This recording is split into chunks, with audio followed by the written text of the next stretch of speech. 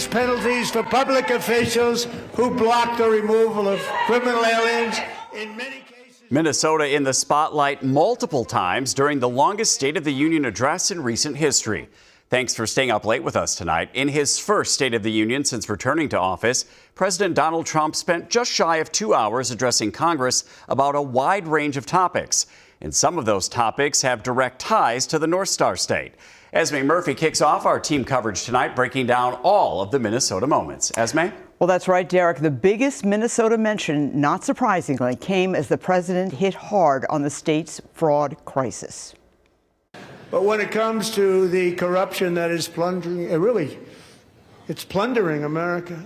There's been no more stunning example than Minnesota, where members of the Somali community have pillaged an estimated $19 billion from the American taxpayer.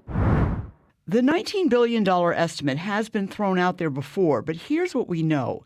In December 2025, then acting Minnesota U.S. Attorney Joe Thompson said that federal investigators were reviewing Minnesota programs that since 2018 had billed Medicaid $18 billion.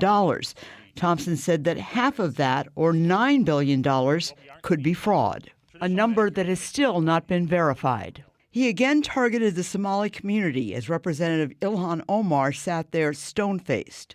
The Somali pirates who ransacked Minnesota remind us that there are large parts of the world where bribery, corruption, and lawlessness are the norm, not the exception. When Trump switched to talking about ending sanctuary cities, Representative Omar could be seen shouting, "You're killing Americans," at the president. Who blocked the removal of criminal aliens. On immigration, the president made no mention of the tumultuous Operation Metro Surge rollout or the deaths of Renee Good and Alex Preddy, but he did say he had largely fixed the immigration influx. After 4 years in which millions and millions of illegal aliens poured across our borders, totally unvetted and unchecked, we now have the strongest and most secure border in American history by far.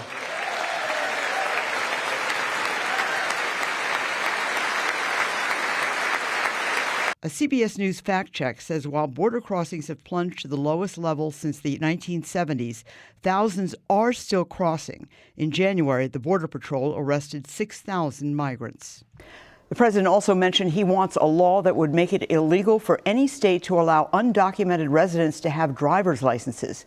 Minnesota, 18 other states, and the District of Columbia have such laws, Derek. All right. Thank you, Esme.